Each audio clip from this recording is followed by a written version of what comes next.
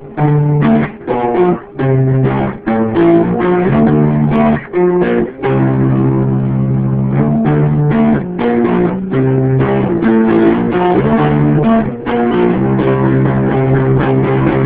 and welcome to the All About X-Men Comics podcast, where you'll find recaps and reviews of all the most recent X-Men comics, as well as previews for upcoming issues.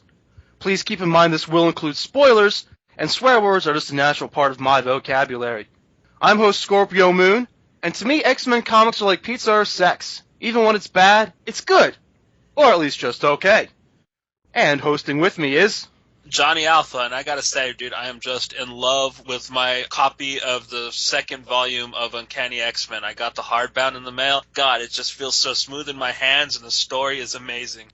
Ooh, yeah, we don't always take the time out to go back over all the different hardbounds and trades and collected things that come out. That was an especially good one. I mean, that's a great title, and those things do make for great displays. You know, maybe someday when we're bored, we could even go back and kind of review them for extra things. Yeah, for real. But anyway, we do have all sorts of good stuff very recent that came out this week. So let's dive right into All New X-Men number 19, our first book up. And let's start off the week with a solid spoiler. This issue is actually the introduction to the series of X-23. I told you so, I told you so, I told you so, I told you so, I told you so, I told you so. Maybe it's not the most monumental prediction in the world, but go back to last week's preview segment, I totally saw that one coming.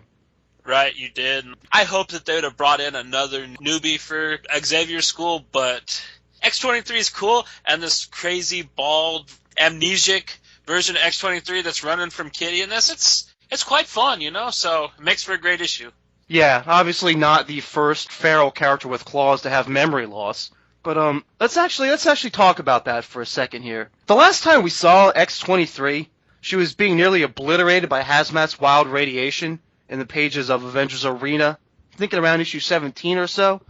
You know, skin all melty, hair burned off. This being after like her trigger set was activated, sending her fully feral. I think you can see what looks like her, not yet fully recovered from that. I mean, I thought it was her on one of the stretchers in the end of the series, at the end of 18, you know, in the panel with Wolverine looking on. Well, they never really covered if she got found, so I think, yeah, she just ended up floating home. Or she was running around the woods or something like that.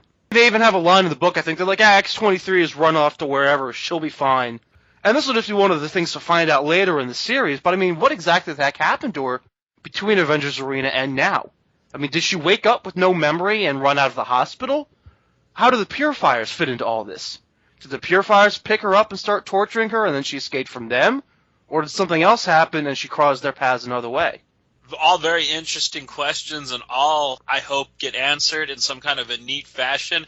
I really love this issue. I loved the way the past X-Men reacted to the Purifiers, which you knew was going to happen, but their lines about it, about how they've being hated was one thing, but religiously persecuted, that's something that they never even thought was possible coming from their haters, and it was just caught so vividly in this amazing issue. I mean, it almost made you cry for these characters. And we're going to get to that part near the end of this segment.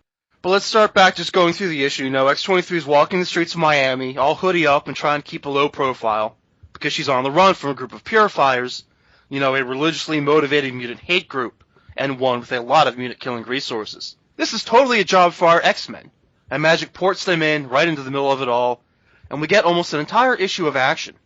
It splits into two stories here.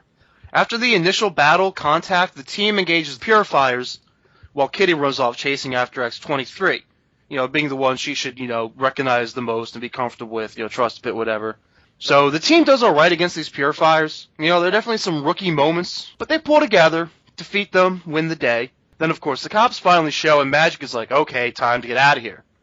But before we get to the implications of that, Johnny, do you have any highlights from the fight? I don't know. I like Angel still not happy that they never listened to him, so he was really giving Scott shit. Of course, what else am I going to do? I have wings. I'm going to be the guy that takes to the air. Scott, thanks for being Mr. Obvious. And then his whole thing with trying to talk to the Purifiers about, like, you guys think that you might actually got your message wrong? Here I am, angelic, and damn, am I godly good looking, or something along those lines. Don't you ever think that, like, maybe you got God's message wrong? Angel was really kind of the highlight of this issue with his smart-assness. He kind of stole Bobby's spotlight in this one, and yeah, that was pretty much the highlight of the fight. That and then Scott Summers when the cops arrived with his, like, we will get a statement and they will be our friends shit. It's just like, what, dude?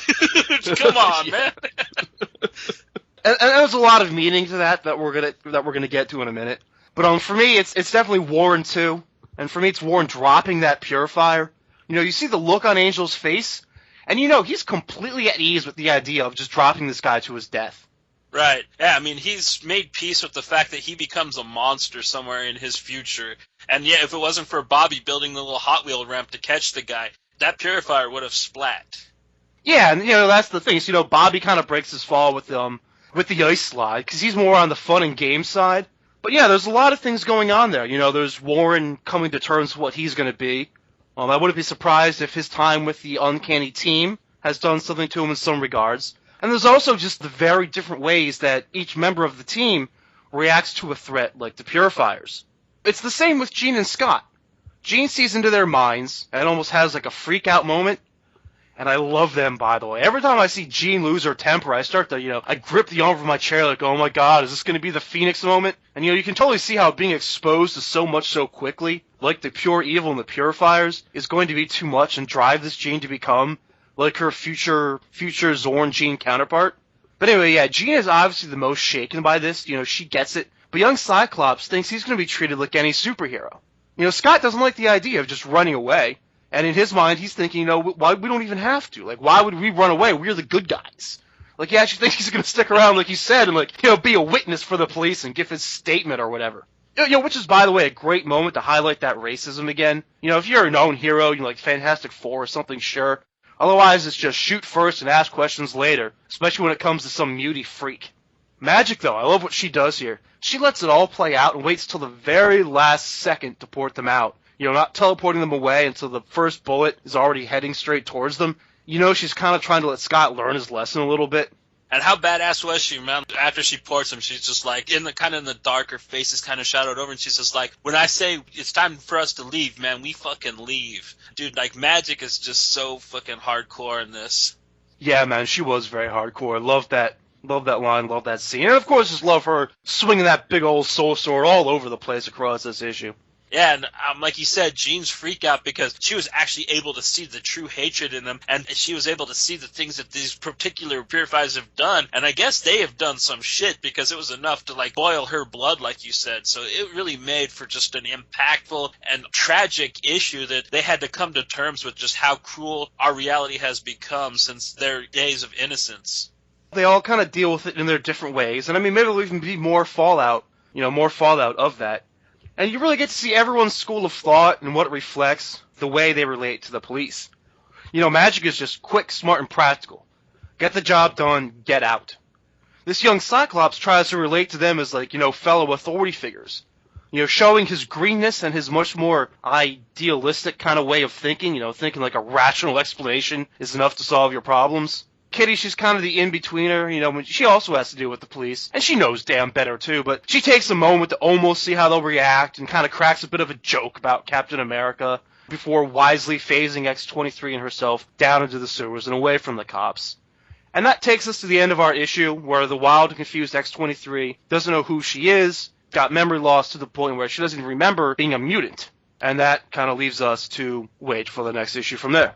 Yeah, and we got a cover where she's all new X-Men style outfits making out with Cyclops. I don't know how foreboding that cover's going to be, or if it's just going to be kind of like the solicits and not really insightful at all. I think the latter's true. I really don't think that cover is going to lend too much to that next issue of this book. Personally, just the way this one's set up. That's the weird thing about Marvel. They always like to either spoil the hell out of you, or just straight up lie to confuse the hell out of you. There doesn't seem to be a lot of in-between. Scott still seems pretty intent on Jean. I mean, I don't know how much they have patch up. I don't know exactly where they stand. I mean, they seem to kind of come back together during Battle of the Atom, but obviously they still got things to talk about. Well, and then in the last issue, it really seemed that Jean is going to full-heartedly kind of pursue Hank in some capacity here. So I don't really think that we're going to be getting the traditional Scott Summers-Jean Grey relationship from the past in this title. So I think that may be why X-23 becomes attracted to him, and maybe vice versa type of thing. Maybe there's a jealousy angle that might be played in the next issue. And she can smell his pheromones, since she's the Wilf. Yeah, man, yeah, exactly. I'm sure there's the pheromones, the attraction is going to be there. I wouldn't be surprised if they do it, just to kind of keep you guessing with the whole will they, won't they kind of love triangle thing or whatever between the two characters. I guess it can't really be a triangle between two characters. But yeah, you know what I mean. It's like the whole will they, won't they. It's like we always used to call Astonishing like the Friends title or any other kind of sitcom romance thing. It's like, oh, they're back together. Oh, they're apart. Oh, they're back together. Oh, they're apart. So I can see them kind of want to just throw another little kink in the thing there to kind of mess with you.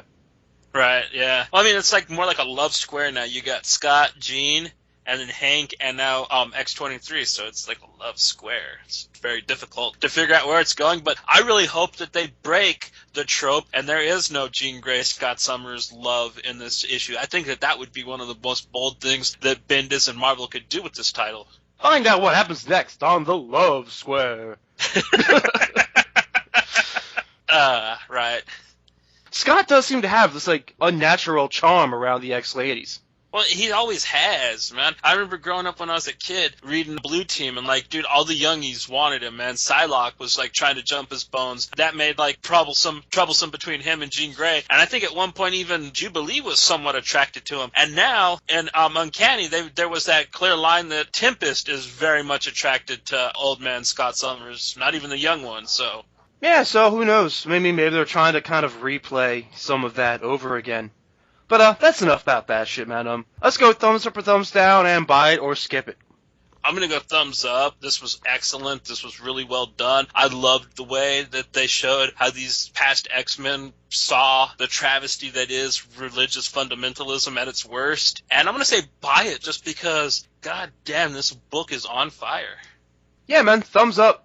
I mean, I still stay up some nights wondering what the end game is with this time-displaced first class of X-Men, but it's hard to worry too much when the writing is so damn good.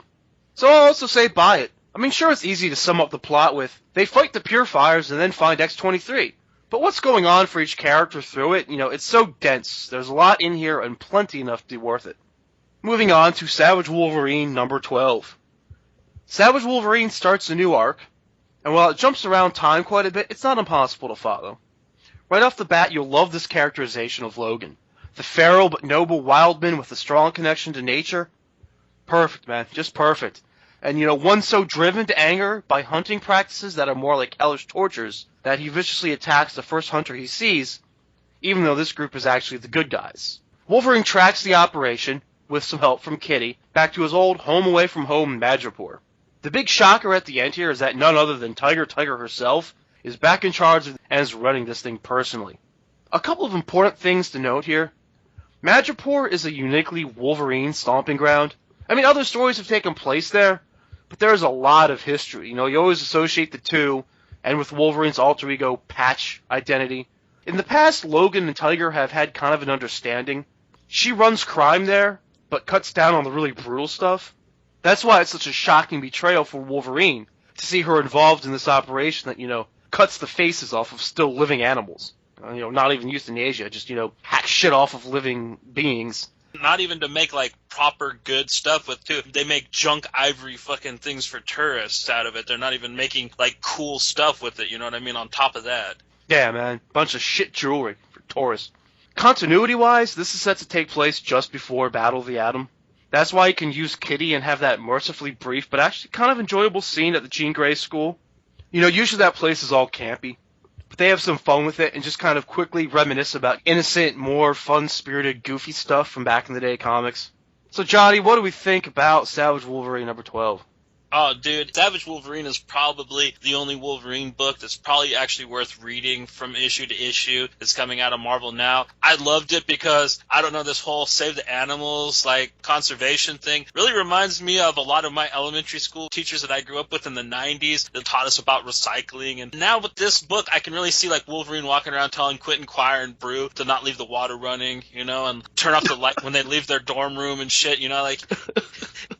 It's Earth Day Wolverine. But I mean, honestly, the imagery was very shocking, especially when he finds the elephants with their faces missing. That was just fucked up, you know what I mean? So I kind of felt how Wolverine did. I wanted to kill some poachers too. So this book was really hard-hitting. It really played with some hot-button issues like black market poaching, which is a big problem in India and East Asia at this moment. So it's relevant and not to mention fun at the same time. I love this idea of Wolverine. Like, it's not always just killing. Like, hunting can also be like what he does best. Yes. He has this whole thing where he talks about getting close enough to an animal to touch it, but not necessarily having to kill it, and just the whole thing with like Wolverine being feral and more tied to nature really is just like one of my favorite ways to see Wolverine. Like the whole thing made me feel kind of sentimental for like Wolverine stories of the past. But that being said, thumbs up or thumbs down and buy it or skip it. I'm going to go thumbs up. Like I said, I really like Savage Wolverine. I wasn't too big a fan of the first arc, but since then, it's really became my favorite Wolverine title in recent years. And I'm going to go ahead and say buy this issue. It's really good. It's fucking beautifully drawn. And like I said, it's got a very relevant but fun storyline to it. Yeah, man, thumbs up here too. Phil Jimenez has captured Wolverine's voice perfectly. And while the visual art is generally bright and open, there's a lot of grisly lines and detail in Wolverine that suit the character very well. I think this is going to be an excellent Wolverine adventure. And I'm also going to go with buy it. There really isn't enough truly good Wolverine stuff out there. You could say that again. Okay, so our next book up is Cataclysm Ultimate X-Men #1. It starts off where you'd expect, I guess, picking up the pieces. They decided to make it that Pixie didn't get off of TN with the last group, so a group of X-Men led by Storm and narrated by Rogue go off to find her. They do, with a group of various mutants, and when Pixie looks up and sees Galactus in the sky, she kind of freaks out, and they're all teleported onto this tiny rock of land in the middle of nowhere. And I mean literally nowhere. And they have to fight off some living rock machine things. It's not going well, and one of the dudes from the group gets killed, one of the ones that could have helped them the most, just before Rick Jones, as a tech-suited Captain Marvel, comes to help. And that's where it ends. Now, I apologize if this comes off as the weakest bit of comic book journalism that I've ever done, but did anyone else think this whole thing was just kind of stupid? Yeah, man, it was just sloppily put together. It's like, well, we're gonna go save Pixie. Oh my god, what's that big purple guy in the sky doing there? I mean, that's basically how this thing went. And then all of a sudden, they got so freaked out that, like, yeah, we went someplace where it's red and makes no sense. And then Rick Jones shows up. I liked that it was making fun of Green Lantern. I got a kick out of that. And I thought the art was kind of cool. And I liked that this was like a rogue story. I just wish that it was written better. And I expected better from Volkov, man. I mean, he rocked at Vampires. So, I mean, this was rather disappointing. But then again, it's a 3-shot coming off of the brilliant Brian Wood's DMZ Ultimate X-Men run. So I don't know how to definitely put this, but this was a lame setup to a lame end of a first issue for some kind of event. So yeah, that's kind of where I'm just gonna leave that. Yeah, man, I really would hate to think that this is going to be our last look at any of these characters, and I really wish there was some way to just leave the X-Men out of Cataclysm. Yeah, because, I mean, basically they're not going to be interacting. They're not going to play a big part. I think they're going to fight Galactus' little fucking droid things and leave him kind of incapacitated against those. Meanwhile, the actual Ultimates are going to destroy Galactus. I think the X-Men arc of this is going to be rather futile from the look of it, because what is really Rogue and Blackheath and them guys going to do against Galactus? Like, I don't know if this is a stupid idea or not, but you know how they have that one scene where, when they first all see Galactus, they're kind of like, yeah, we have our own thing to worry about. Don't worry about it. The Ultimates will take care of it. Couldn't that just have been a scene in one of the Ultimates books where, like, they're all happy and safe and trying to commingle on Utopia, or what's left of Utopia, like, they're all doing their thing, and they see Galactus in the sky and say, we've got our own X-Men thing to take care of ourselves, let the Ultimates take care of it, and that's their whole inclusion in the whole Cataclysm, and then if anyone's left to survive from it later, we see them pop up somewhere. Yeah, because I think that that's all we're going to really get out of it, dude. I don't think that they're actually going to lend to the fighting of Galactus properly in this. So it's just a silly thing to try to get people that were, like you and me, fans of the actual Ultimate X-Men book to buy into this half-ass event. So let's just get it over with then. Thumbs up or thumbs down and buy it or skip it. I'm going to go thumbs down. I was completely disappointed by this. But then again, I think we both kind of were expecting to be disappointed by this from the get-go. And I'm going to go ahead and skip it, man. I mean, if you like the Cataclysm thing, just get the hardbound for it. You're going to get the X-Men story, you're going to get the Spider-Man story, and the Ultimate story and the hardbound for it. So, that's that. Yeah, I'm going to go thumbs down. I was not really impressed at all. The snarky, silly tone didn't work for it. And at the end of the issue, I was just like, huh? Was that a joke? So I'll say skip it. Nothing of great interest happened here. Next up is Deadpool Annual #1. So for those of you who just want to know what happened, Sometime before Secret Invasion, Deadpool was on a mission in New York, got interrupted by Madcap, and when they managed to piss off the local superheroes, Thor zapped them both so hard with lightning that they fell into one big pile of ash. They healed together but regenerated all mixed up. They kind of looked like Deadpool but had both minds, like they're both, in one body now. This is meant to explain a lot of Deadpool's crazy over the past few years. When Madcap eventually has a chance to take control of the body, sometime just before Marvel Now started, Deadpool decides he doesn't like riding shotgun, and comes up with a plan to split them into two beings again. It works, but now Deadpool is sad as shit without his constant companion around. So basically, those extra little white boxes that they drew in during the previous Deadpool series, that was Madcap. Okay. This was kind of a fun little issue. I consider this A+X done right. I really liked the character Madcap. I got a lot of kick out of him. I mean, they didn't do the characters right. They wrote them really stupid. But I liked the Daredevil and Thor stuff. Thor electrocute these guys, but they're healing factor guys. You can do it. And Thor just fucking completely obliterates them. And he's just like, they died a hero's death. A hero's death. I mean, that's silly, but I got a kick out of that, especially just that scene. So, yeah, this was, like I said, A+X done right. That's a hell of an observation. A+X done right. I guess you could kind of imagine this as being a good A+X issue kind of thing. I like that. I like that a lot.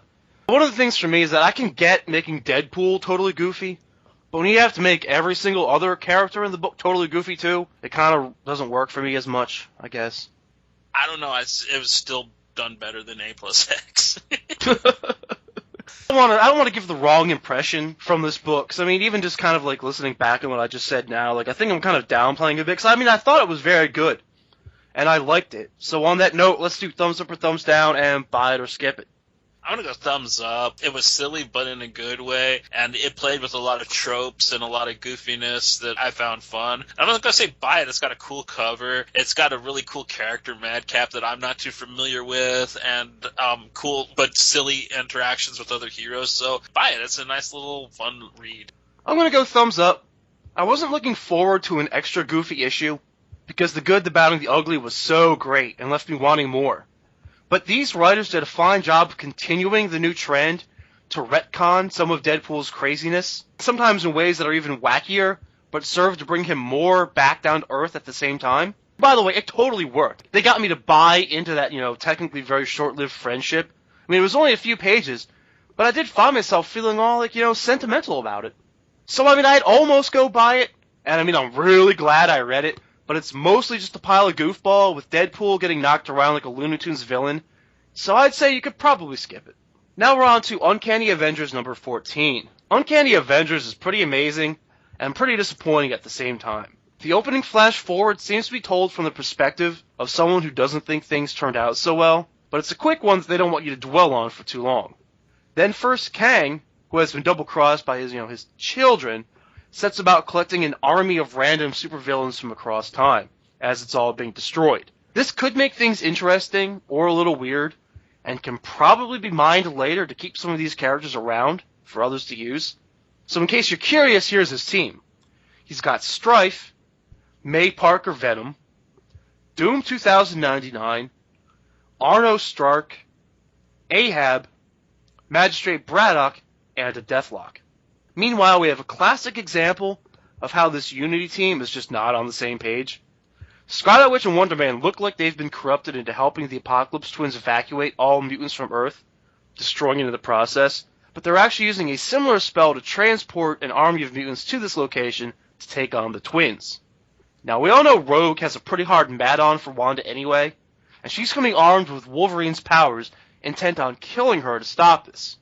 Rogue charging in dramatic fashion, all forward march with Wolverine-style bone claws, is just a damn cool comic book thing to see.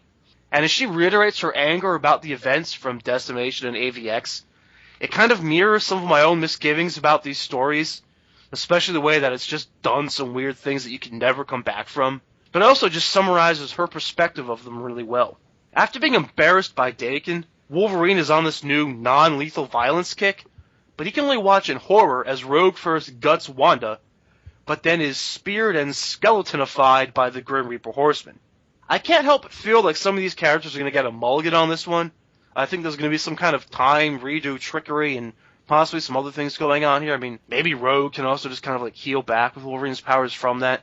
Yeah. But anyway, as the comic ends, Wonder Man and a dying Wanda merge and presumably finish the spell, fading to black for our cliffhanger. Johnny Alpha, what are your impressions of this issue? I really liked it, man. It blew me away. I think mostly just because, like you said, some of the great characters.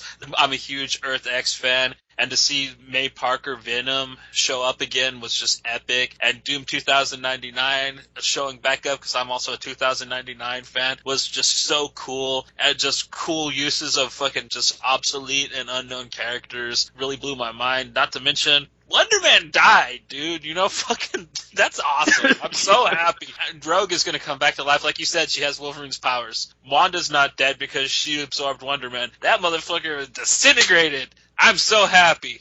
That's all I got to say. Yeah, man. Yeah, we've been talking about that one for a while, so.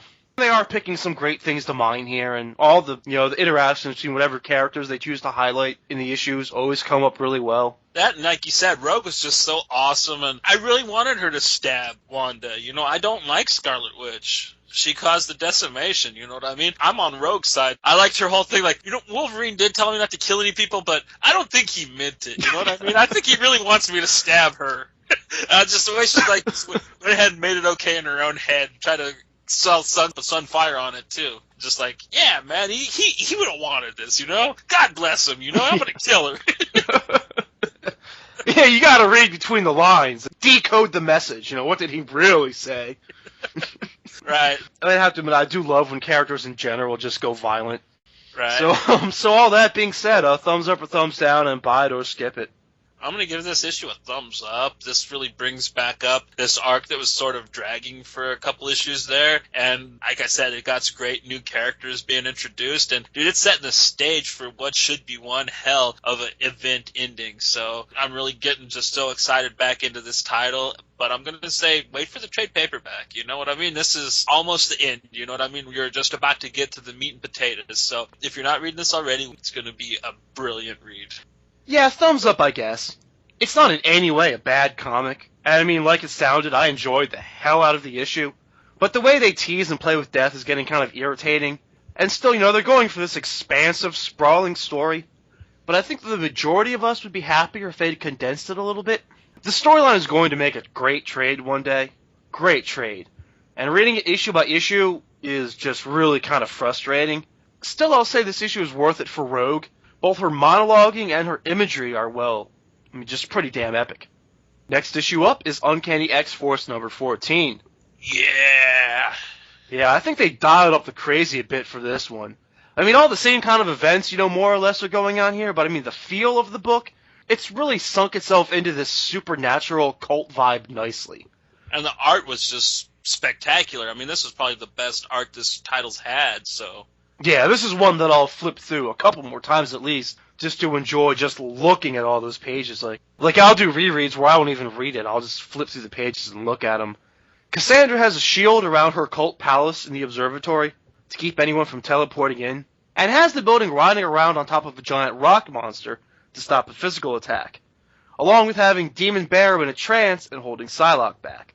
Meanwhile, it's raining revenants from the sky, and the team outside has to deal with them and find a way in.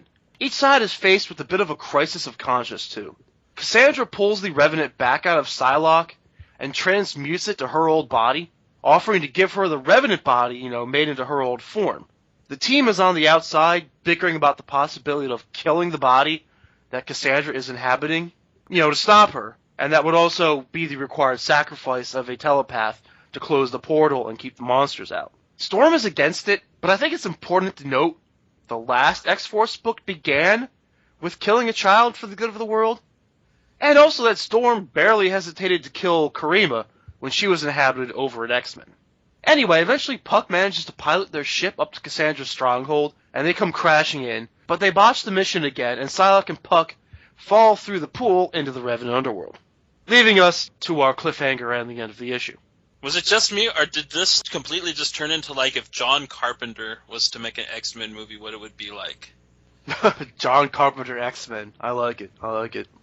But yeah, I mean, the art style in this issue really stepped up. I mean, like, the coloring was good. I really liked the character designs. I mean, it almost seemed like there was a different artist on this particular issue, which I know there wasn't, but it really just lent to making this issue more, I don't know, just driving it home with just the excellence of it. And I really just like like I said, dude, Humphreys, this weird B-movie, 80s, 90s style horror thing that he's got going on with this. It's so much different than anything else X-Men that's going on. It just makes it so much fun. I like all the weird characters and like definitely the Mumudrai designs. I mean, they're just so crazy looking. I just fucking love this comic, this issue especially. Yeah, man, gonna miss it. I'm still deciding if some of the jokes worked for me. Like, what are some of the little humorous scenes, like Puck calls Psylocke Spice Girl? Yeah, come on, Spice Girl. Yeah, if one thing's still working is your radio, because he crashed your little flying car thing, yeah. I don't know, it's kind of cool having Puck in a team, you know what I mean? He was just kind of like a lame little Canadian, you know, but they really pulled him out and made him interesting little character in this. And as far as the ending, it's not deadly cliffhanger-ish, because, I mean, come on, technically, if the window is open right now, then can't Psylocke and Puck just jump right back through it? Right, and like Psylocke was telling Cassandra, man, I ain't scared to die, bitch. I've been dead once this decade, you know what I mean? Go ahead and kill me. I'll just come back. I'm an X-Men. Yeah, that was another cool line for it. It's like, why do you think I have a different body in the first place? I'm practically unkillable, bitch. So that was pretty cool. Well, I mean, maybe that'll be a thing in one of the next issues though. Like maybe they'll have to debate whether they close the portal before Psylocke and Puck can make it back from the Revenant Underworld. They got two choices of what telepath to kill. They can kill Psylocke or they can kill Ginny. And I'm pretty sure they're not going to kill Psylocke, but yeah, that's what they're playing with. Well, Hammy, what if they have Psylocke die, but then have her mind inhabit the Revenant body? Then she can die and still be alive, right? I suppose have her come back as the white Psylocke, though. I got so used to her being a hot little Asian chick. Damn. Well, I mean, the Revenant body can be transmuted back and forth between, you know, Asian chick or white chick or whatever. I mean, I think that's kind of play-withable. I mean, I kind of have a hard time imagining that someone really has to die out of this. There has to be some way around the whole kill a telepath thing. Right, yeah, I mean, we'll see. That's basically the way that Bishop sees it going. So, I mean, and Bishop's batshit crazy, you know what I mean? Especially in this book, so there's probably some kind of, like, yeah, backdoor scenario. But, yeah, thumbs up or thumbs down, and buy it or skip it. I'm going to go thumbs up, man. This is just a great read all around. Great art, just so different, so much fun. B-movie sci-fi X title. But I'm going to say get the trade because we're wrapping up the story arc, and if you're not reading it, it's not going to make any sense. So, yeah, wait for the trade. Thumbs up for a slick, shiny comic with lots of purple coloring and mostly cool color spectrum visual art. They pull off the vibe that they're going for perfectly. It's a neat comic. I liked it. But you could probably get away with skipping it, especially just plot-wise. I don't think they really made the most out of the pages. Next up, though, is Wolverine and the X-Men Annual #1. Now, chronologically, this one takes place before the actual Wolverine and the X-Men #38 issue, so keep that in mind, I guess, if you read them. So, for everyone who petitioned Marvel for a whole comic about Kid Gladiator, you got your wish. Pow pow. It's kind of funny that his Imperial Guard War School is actually boring compared to the Jean Grey School. I'll give him that. You know, the Jean Grey School, which is constantly being attacked and has a headmaster that threatens to cut you down, literally with his claws. But Kid Gladiator does finally get the action he's looking for when the Infinity event comes calling, bringing space battle as a housewarming gift. From there, he has one of those defying me was the test kind of moments with his father, goes on to inspire a group of smashers, hangs with some A-list Marvel heroes to make some cameos in the issue. But honestly, from the reader's perspective, it's pretty much all just same shit, different school.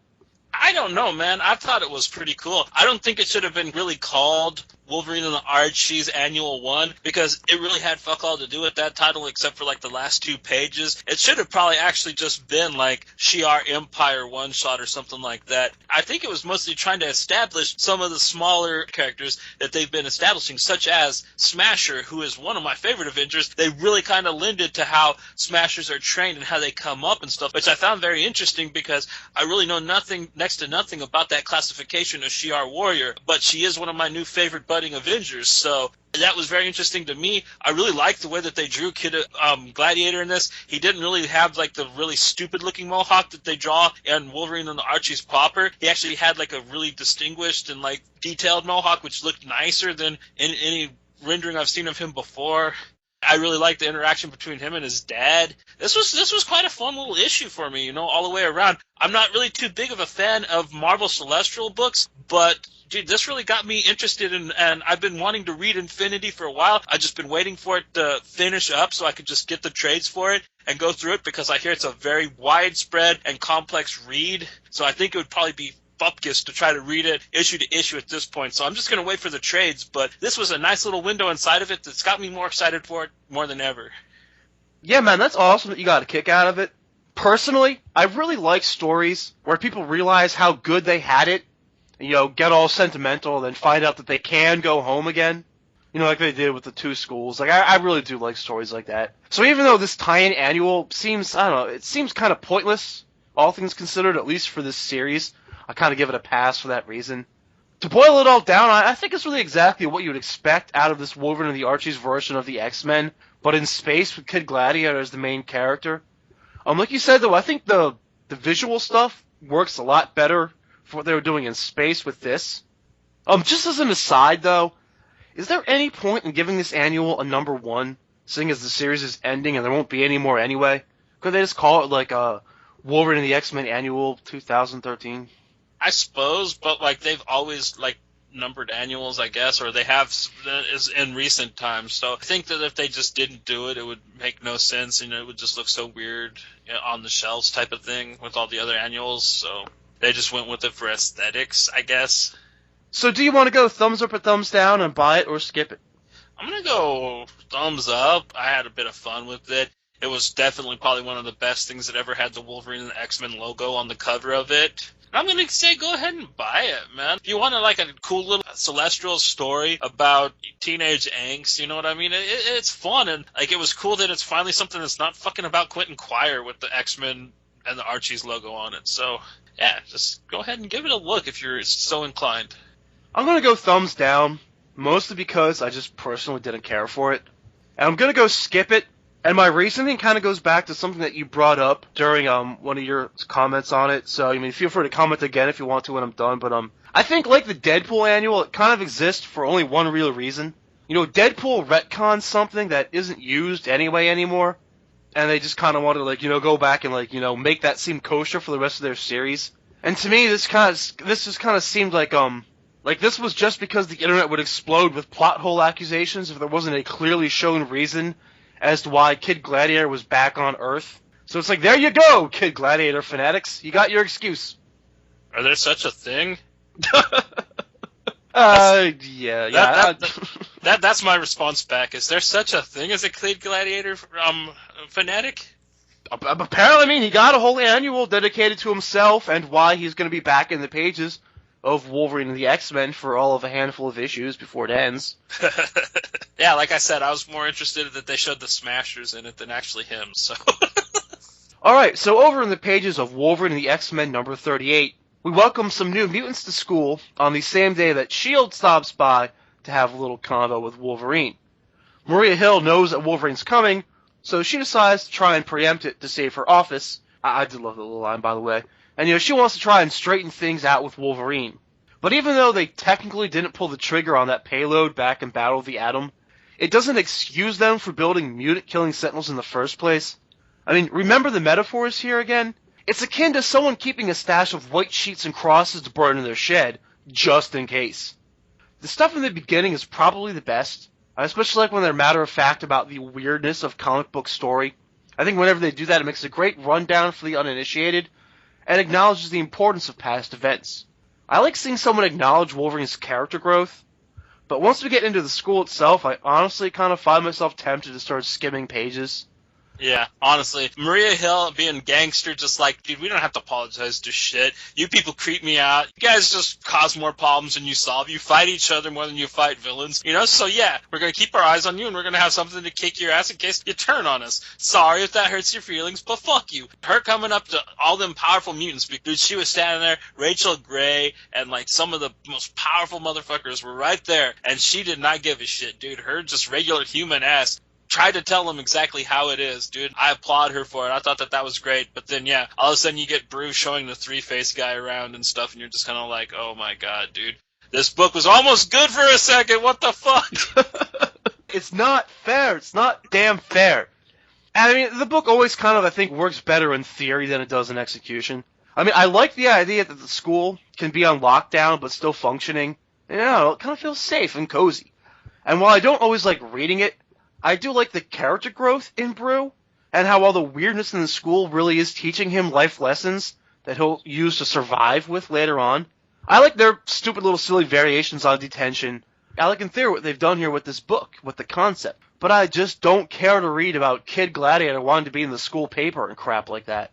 Yeah, him acting like a jerk, jock, you know, punk picking on the new kids and stuff. I was just like, really? Come on, man. I want to see them fight fucking S.H.I.E.L.D. That's what they showed on the cover, and that's what I was hoping to see. And that's what we got a fucking like a tease, you know, they kind of tickled our balls a little bit with that. And then they're just like, oh, no, you're going to get fucking Leave It to Beaver with Brew, you know? Damn it. I mean, as long as it's Maria Hill tickling my balls, I guess I'll be okay with it.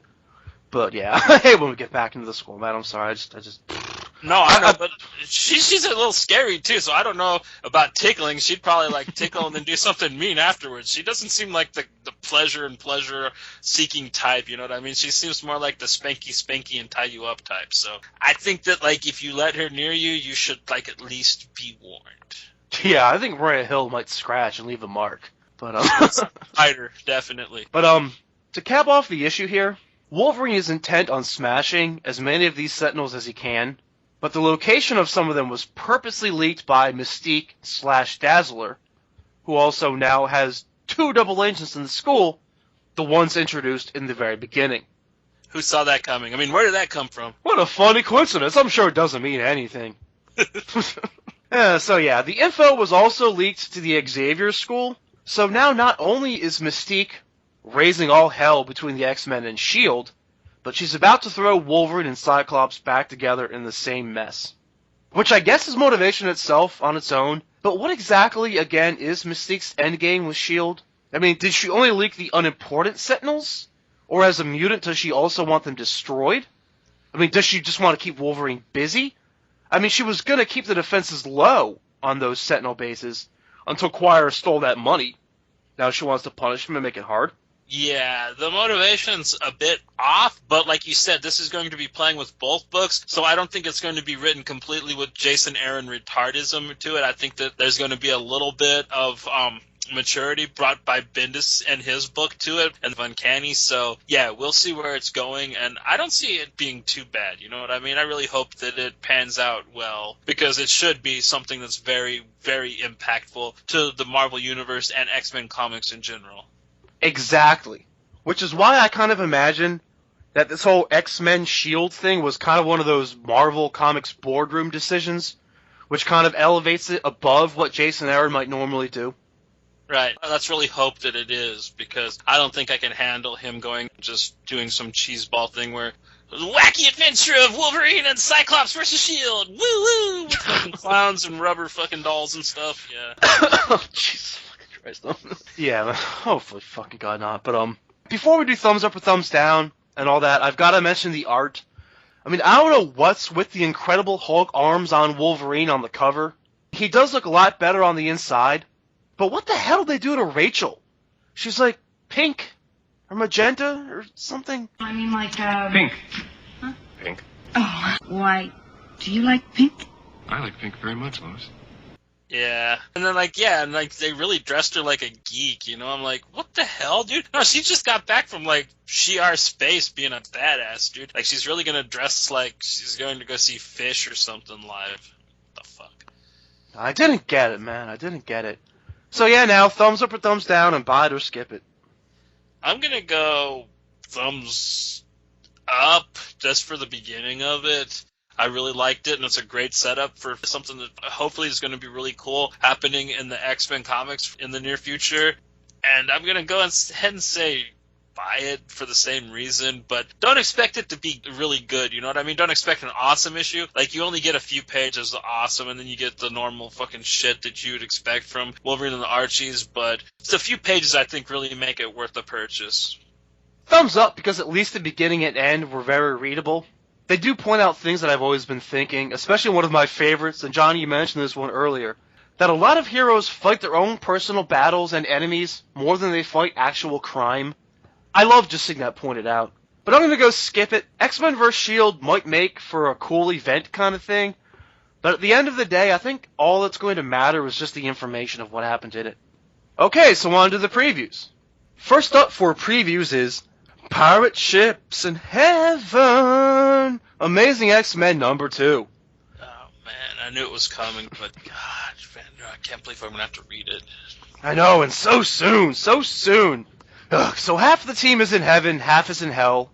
Or I don't know, maybe it's not exactly a 50-50 split, but whatever. Will having a setting other than the school make this anything other than Wolverine and the Archies 2.0? Well, Quentin Quire's not in it. That's probably the big, maybe contentious point to it. But yeah, for the most part, it's written even more sillier in my opinion. I think that Wolverine and the Archies is actually written more mature than the book that's about the adults. You know what I mean? With Stargates and Beast being like some big silly blue bastard and pirate ships floating, you know what I mean? I got Pirates of Darkwater revisited, you know what I mean? I really don't expect that in modern X-Men, especially with a lot of the hardcore groundbreaking series that have been coming out and the story arcs that have been popping off, but you know what I mean? Like, we'll see where this goes. I was really hard on Savage Wolverine the first arc. Maybe this book might be salvageable, but I got fingers crossed, but I don't have high hopes. And I haven't really since the get-go. As soon as I heard that Jason Aaron was going to get a new X-Men title, I just knew it was going to be garbage. Personally, but I don't think there's going to be anything good in this title till at least after the first arc is over. So I almost wish the book came out more often to get it over with. Yeah, like a total bi-weekly or maybe a weekly thing until they get the heaven and hell shit out of the way. Yeah, I wish this book was like weekly or like daily just to get it over with. I really just want to be able to enjoy Iceman and Firestar together. Yeah, since our childhood, you know? Like, there was that cool Spider-Man cartoon with them, Spider-Man and Friends, right?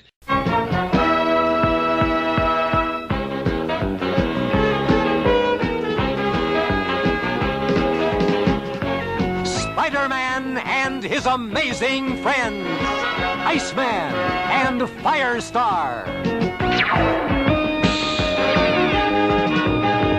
So them teaming back up, and especially since Firestar's going to be wanting to suckle on Iceman's otter pop, you know what I mean? Like, yeah, that's going to be some nice interaction between them. Not to mention Warbird's unapprovingness, because obviously she believes that Iceman belongs to her, which I think that the book should actually just be about that. You know what I mean? Fuck the pirate ships. Bring Nightcrawler back, just like, hey, dude, he's alive again, you know, do the Claremont, and just do the book about Iceman and his love triangle. That's the most interesting thing going on in this title, in my opinion. Yeah, man, make it, what's gonna happen next week on Love Square?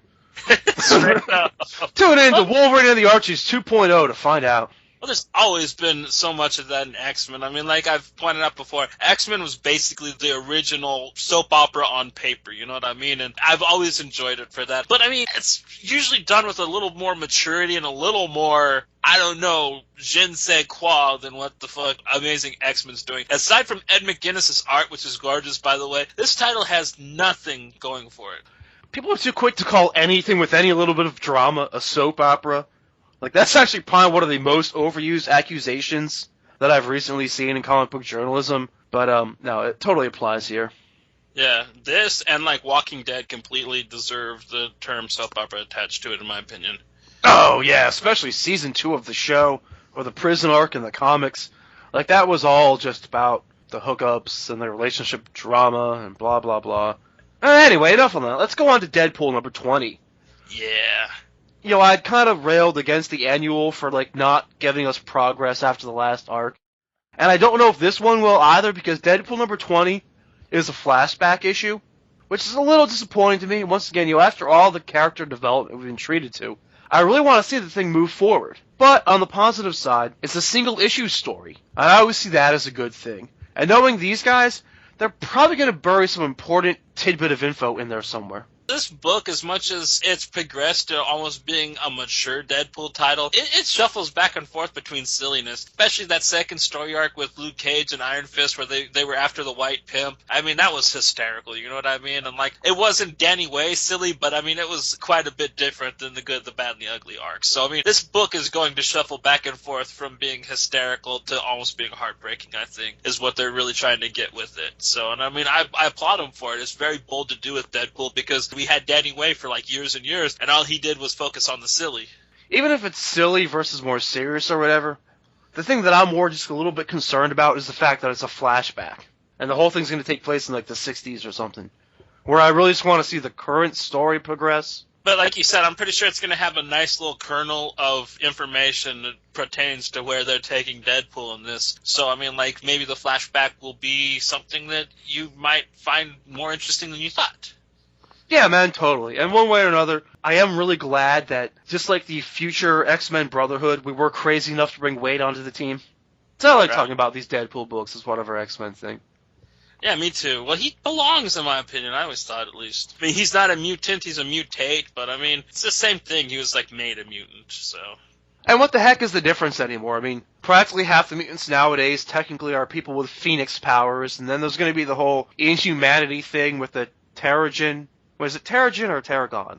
Like with the Terrigen mist coming down and activating all these supposedly innate Inhumans or something? Yeah. It's going to make for interesting story arcs with different aspects. It's not just going to be, I don't know, like I said, it's going to be something new, which I'm all for, you know what I mean? Like, I'm not a nostalgia fan. I don't want the same story over and over again. Please evolve these characters, and I'm really happy that they are. So bring on the Terrigen mist. Or Tarragon, or whatever it is. Bring the mist, damn it! Whatever it is. Yeah, it just sucks that we don't hear enough of these things out loud, I guess. Like, actually, I was watching something the other day. Like, we always say Dakin, but apparently I heard lately that it was actually supposed to be pronounced Dokken. Like the butt rock band? Then it should be D-O-K-K... or however the band spelled it, was D-O-K-K, because they or Dokken? Yeah, the band from the 80s, the butt rock band, they were Dawkin, but, like, there was no A in that, you know, like, Dakin's name was spelt, like, so, I mean, like, whatever, man, fucking Hooked on Phonics worked for me.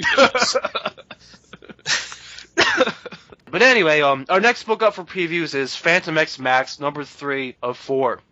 Loved the first issue, thought the second one was good, but didn't quite like pick up where I wanted it to, so hopefully when issue 3 picks up where we left off, you know, obviously, with Phantom X surrounded by sea monsters, you know, it'll be another really, you know, step forward issue. From what I think we're being promised, something even crazier than what we first expected to see down there is going to be down there. Like, you know, Phantom X went down there to look for the last key or whatever, but I think there's going to be something even more wild down there. At least that's what they say. Well, this issue is going to be insane, man. That last issue, it slowed down, but it's because they really wanted to explain everything right away. So the last 2 issues could be just fun and ass-kicking, you know? So, like, they got all the storytelling out of the way. Sure, issue 2 kind of hit the skids and drug a little bit, but, I mean, it was necessary. You kind of got to do that in a 4-shot, otherwise you do all the explaining at the end, and I always hate when they do that, so I like that they did it in the middle instead, you know? It fits better, in my opinion. Yeah, long-term storytelling, having a plan. I think something really wild is going to happen to Eva, too. Cool. Maybe it should be made into a real boy, all Pinocchio style. I don't know, maybe that would work. Or a real girl, at least. Maybe not a real boy. That won't work out too good for Phantom X. Have a little boy with the hots for him. Yeah, it's just a figure of speech. Right. Yeah, I get you. I mean, who knows what the hell it's going to actually mean or come down to, but that's what they promised us. Something crazy going to happen with Eva. I mean, one way or another, I am really looking forward to Phantom X Max number 3 and expect it to probably be one of our top books next week. Right. Which will also include Long Shot Saves the Marvel Universe number 3. Does this book come out every fucking day or what? I think they're just trying to get it out as soon as possible. They're like, this is just silly and we got it all finished, you know, so like, let's just rain this shit down on them, you know, like, it's been like, what, almost weekly bi-weekly, so... Which I'm almost happy for. I mean, like, this is not something I really want to have dragged on, you know, so...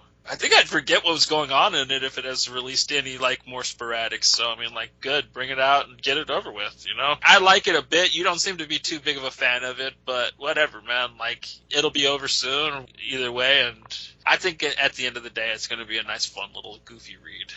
Not as good as Phantom X Max, but it's going to be alright. I mean, I like the first issue, and I think, if it was just a one-shot, I think I would have been more okay with it.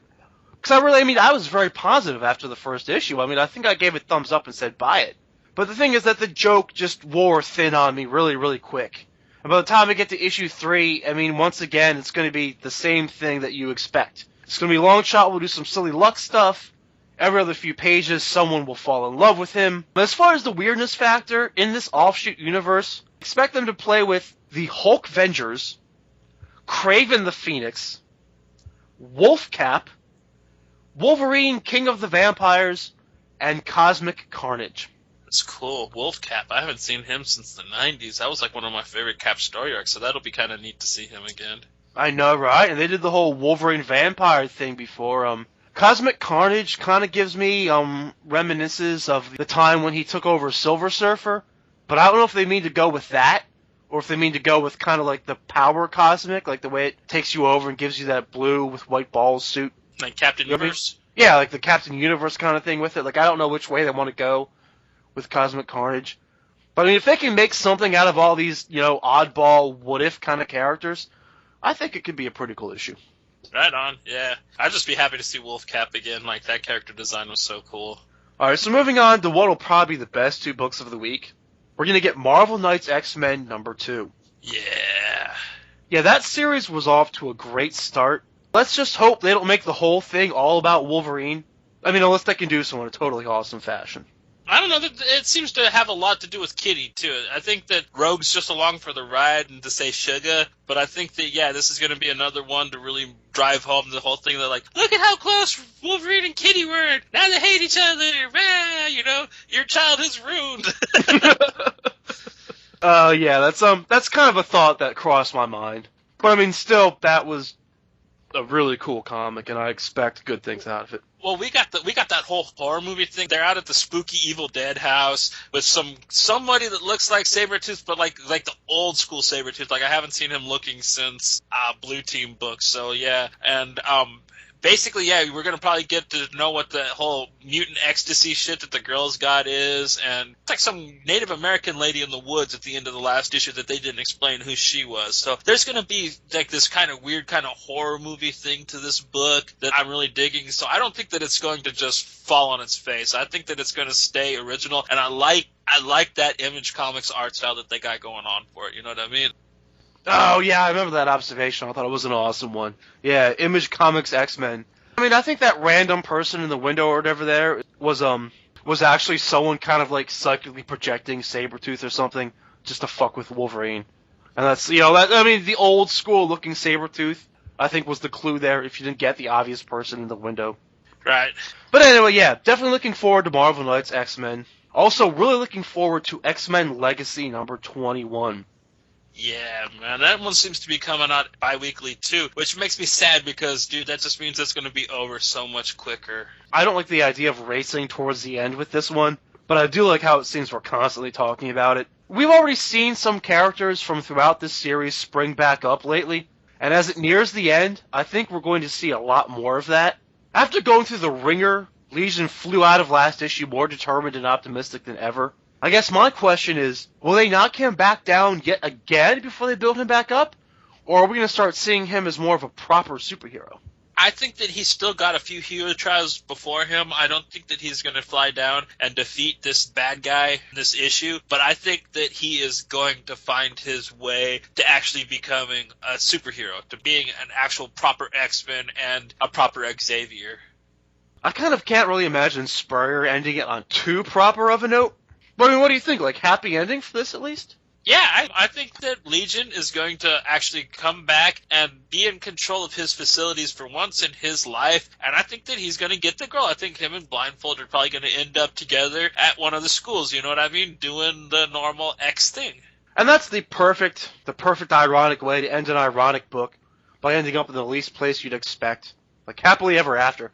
Wins the day, gets the girl, yada, yada, yada. I'd love it. Right. I don't see them killing him, you know what I mean? I don't see them smacking him back down to where he's insane and they're going to have to put him in stasis because he can't keep his brain in check. You know, he's got too many things in there that just take over and go wild. You know, he's actually been able to lock it all down and link it all together to become this one ultimate mutant, you know what I mean? So I really think that they're fashioning him to become one hell of an X-Man.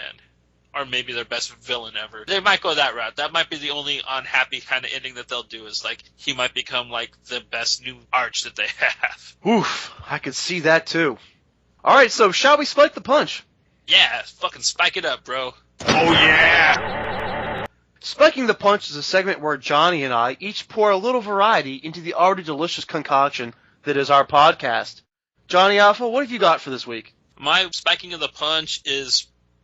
guess what? It's an Image comic book, but this one, it harkens a little bit close to X-Men Home because it is written by none other than Rick Remender, friend of X Titles. He's writing Uncanny Avengers now, and he wrote Uncanny X-Force in the past. But this book is Black Science, which I just fucking fell in love with, dude. This is basically a heavy metal serial put into Image Comics. Art's vivid, just gorgeous. Reading his narration, you know he's screwed up, and everybody he knows and loves is in danger, but you're not really clear as he's being chased by these crazy kind of fish-looking people. His friend Jin gets smoked by one of them, and he ends up at this temple with these crazy blue frog fuckers that shoot lightning out of their mouth, which is really, really kind of crazy. And then he ends up finding one of the fish people being tortured and enslaved and probably going to get raped and eaten by the frog people. So he decides to save her and runs out, and the fish people that killed his friend and were chasing him at the beginning befriend him and help him escape the frog people by bringing one of the fish people's wives back out. And you end up finding out that how there is black magic and a lot of like the Hellblazer type comics. In this, there is such a thing as black science, which this guy and his friend dabble in, which is the science of the devil, which is a very interesting concept that I've never really heard of before, which I really dug. And then basically they found a weird way to jump dimensions and stuff, and like he gets back and he needs fresh water. Otherwise, the time travel device is going to overheat and just obliterate all the other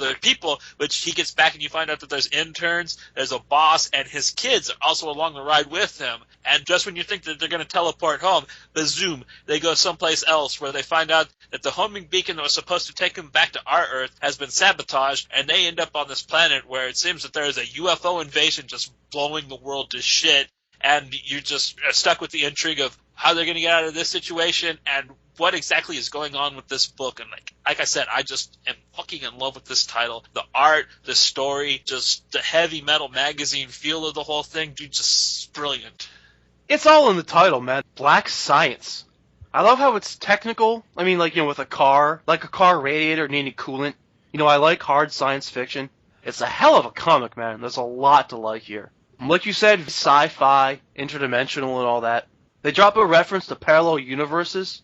Or I mean, like the parallel universe theory. You know, the one where like every choice, every possible thing sets off a new tangent universe? Which intersects many other quantum realities. What do you mean, quantum realities? For any event, there is an infinite number of possible outcomes. Our choices determine which outcomes will follow. But there is a theory in quantum physics that all possibilities that can happen do happen in alternate quantum realities. And they also drop in a bit of a quote from a famous astronomer, Carl Sagan. So he's done a lot of non-fictional, you know, scientific studies and stuff like that. But he also wrote the book that inspired the movie Contact. Well, and he was also a very huge believer in the ancient astronaut theory and interdimensional and extraterrestrial beings. So Sagan was one of the probably most brilliant astrologers that we've ever had.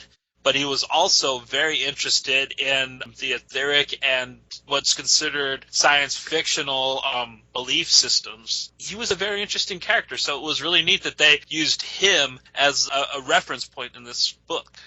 Yeah, very philosophical, man. Just look at this quote. Every one of us is, in the cosmic perspective, precious. If a human disagrees with you, let him live. In 100 billion galaxies, you will not find another. You know, it's like every life is precious. Even when there are billions of you and billions of it and, you know, yous all over and stuff like that. It almost kind of reminds me of, like, Anton LaVey satanic philosophy. This was also what they were playing with the whole black science, and like this is the science of the Antichrist. There's probably going to be a bit of thelemic style, satanic type of themes probably being permeated in this comic.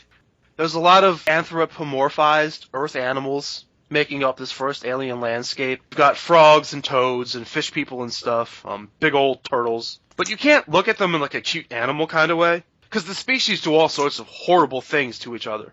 I like this guy, though, this main character. He's kind of an anarchist, rebellious, can't play by the rules guy. I mean, not like in an overtly rebelliously way, I guess. But, you know, like school, work, family. Like, he never could just do things the way normal people do. Right. He's more realistic than, say, your average kind of sci-fi hero, because this guy, he's like, yeah, he's running and he's just like, man, I just can't breathe, you know, I spend too much time in my office chair and smoking weed, you know, like I'm winded, but I gotta save my kids at the same time. And like, yeah, and he's cursing himself for his way of life, but he also knows that there's no other way he could ever be, which really made him probably a more human character than you'd probably get out of other sci-fi comics. Which is one of my favorite things, how it's action-adventure-y, but not like in a fun, planet-hopping kind of way, like not Indiana Jones. Like, it's more dark and grim. It's balancing moments of bleakness and optimism, which is just the way I like it. It presses a lot of the right science fiction buttons. I mean, I'm not overly infatuated with it just yet, but I'm really, really glad I read it. And once again, I mean, like, kind of like with Uncanny X-Force, this is one where I'll page through it a couple of times at least. Again, just to look at the visuals and just to see the colors and the art and stuff. Totally worth it for that alone, and I'll surely be looking out for issue 2. Yeah, that one panel especially with the turtles and the Mayan-looking pyramid with the lightning and shit. God, that's just such a fucking beautiful panel, especially. I loved it. Yeah, man, heck of a choice. Very happy with it.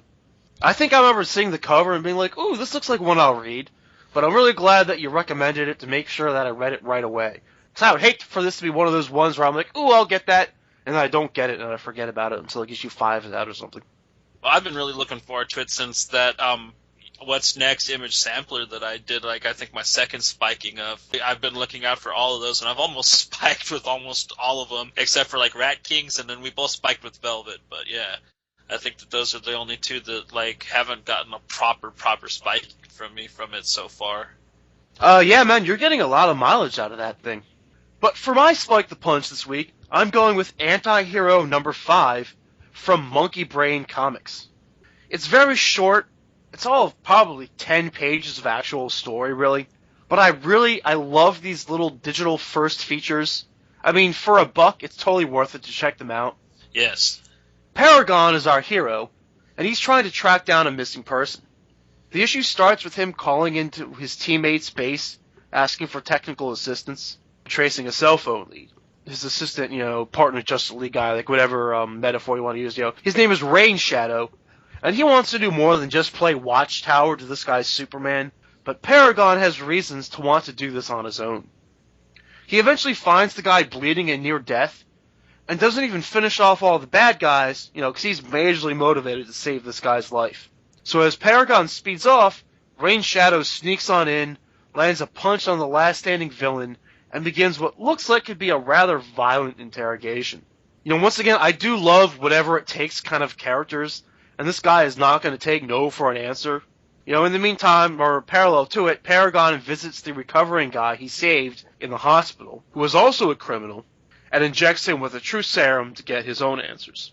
Right, he's going to do his own course interrogation, yes, but he shoots dude up with sodium pentothal, which was a pretty cool. The only problem I had with this, like you said, is it was so damn short. I've been reading this since the first issue, so I was really happy when you spiked with this. It really leads up to your whole not normal superhero kind of books that you've really been into lately. This one is a little more traditional, but it's still so untraditional at the same time. And yeah, Rain Shadow is just so crazy. Yeah, he was gonna do some shit, but Rain Shadow just shows up and he's just like, boop, you're gonna tell me what the fuck's going on because I don't trust this guy, or I don't know, I think that there's gonna be a falling out between the two of them, and I think it's gonna be gangster when it happens.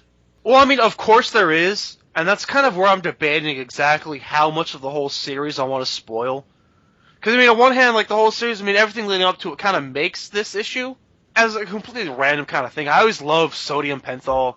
I forget how much sodium penthol is a real thing, or how much is fictionalized, but I always kind of remember it from conspiracy theory, you know, gravy for the brain. Gravy for the brain. No, not gravy.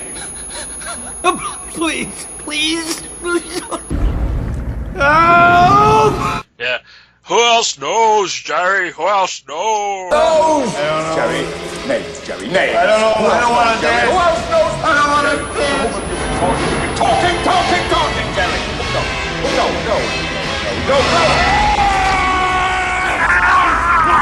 And then, yeah, Mel Gibson bites Captain Picard's nose. Now he knows! It's such an epic film, so yeah, dude, I'm glad you brought that up. So yeah, there's always that. That always presses one of my buttons right there. I mean, what I just described, plot-wise, as far as the breakdown or the recap, that's the issue, but that's not even the half of it. This was actually my first, and it left me curious enough to go back and read the whole series up to now, which was obviously quick enough to do, but I actually see that as a strong benefit. If for 99 cents you get like 10 or 12 quality pages of story, and it's just a quick, solid, but very enjoyable read, then I'm really happy. There's blackmail, there's secrets and lies, there's betrayal. It's half superhero story and half crime story, which is probably why I mentioned that you really liked it, Johnny, because I know you're really big in like the hard-boiled kind of crime stuff. And it's got one of my favorite tricks with the genre, when a hero has to run with the villains or do villainous things. We're getting that right now with Suicide Risk from Boom Studios, which we had spiked previously. And they're going to be doing a similar thing eventually in the next Wolverine Marvel Now relaunch. I don't know if that's going to work out anywhere near as well as this, but I'm really digging what they do with this. It's kind of hard to recommend just this issue.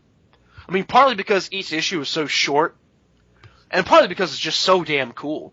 The other issues really make it, but they get the most out of the panels they have, and this issue is an especially good showcase of what they can do with them. But okay, so that will sum up our Spike the Punch segment this week. So let's go ahead and do a sexiest moment. Oh my. Sex with a capital X is the sexiest moment of the week segment, where we each pick out something particularly sexy that we saw in X-Men comics. Johnny Alpha, why don't you go ahead and lead us off with our last segment? Right on. My sexiest moment would have to be Rogue with the bone claws and her torn up green outfit running to gut fucking Scarlet Witch, man. That was just so hardcore and so hot, man. Just that has to take the punch, in my opinion, or take the cake. Fucking cold medicine, man. My brain's all over the place. Take the punch. Is there a Rogue boner joke in there somewhere? I feel like there is, but I don't know if I want to make it or not. You do know she's like my second favorite X-Men ever, so yeah. Yeah, I got my thing for Magic, you got your thing for Rogue, for sure. Mine was I was gonna steal yours, but I decided not to, because I know exactly what yours was going to be, speaking of Magic. Well, actually, I kind of fooled you. I was going to go for Magic swinging that giant soul sword all over the place in all new X-Men, because, that was probably, like, my favorite visual panels out of anything. But I think the sexiest thing I saw this week was when Kitty was chasing down X-23 in all new X-Men number 19. The dedication it takes to help someone, even when they don't want it, like, no matter how hard they make it for you, that kind of loyalty is very sexy. Right, I guess. Yeah, you totally did a 380 on me, man. Damn. Okay, so that does it for the show this week. Please remember that our new favorite home on the web is on Facebook. In fact, it's www.facebook.com/allaboutxmencomics-podcast. Please come by, maybe throw us a like, put down a couple comments, and just hang with us, because I really do want to build a large community of X-Men fans who I can share my awesome passion for this hobby with. In the meantime, keep reading X-Men comics, and we'll see you next week.